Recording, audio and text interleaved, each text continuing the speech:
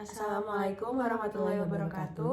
Kami dari kelompok 8 yang beranggotakan saya Indana Aulia Ayunda Zulfa dengan NIM 182231100.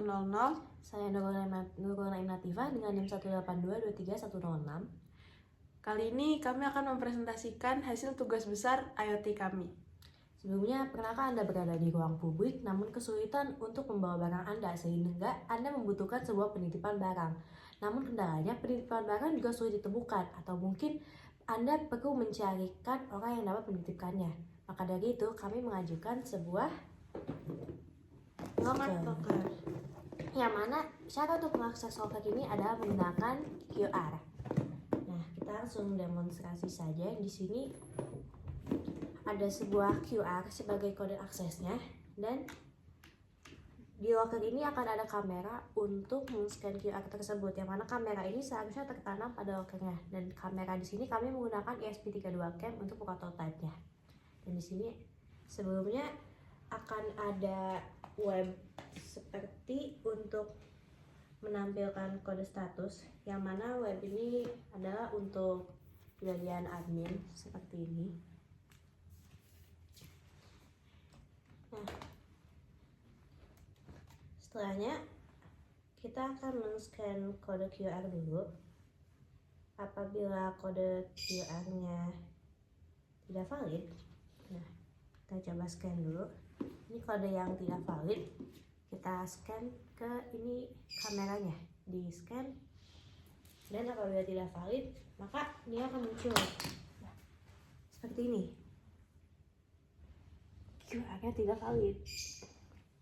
Boleh dibantu. Nah, apabila dia memakai kode yang valid,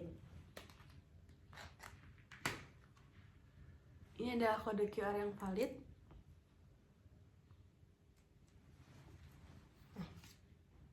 Statusnya sudah berubah. Ini kode QR yang berbeda dan status sudah berubah jadi QR valid. Nah, setelahnya apabila dia sudah men-scan QR yang valid, maka locker pun akan terbuka. Nah, di sini adalah locker yang sudah berhasil dibuka menggunakan akses QR tadi. Locker sudah bisa dibuka. Locker sudah bisa dibuka dan Anda sudah bisa menyimpan barang bawaan Anda di dalam locker ini. Lalu untuk menutupnya adalah tahan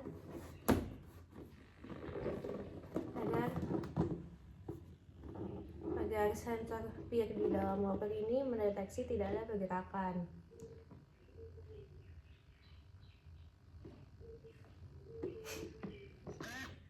Nah, baru setelah mendeteksi tidak ada pergerakan selama beberapa detik, locker akan otomatis terkunci kembali.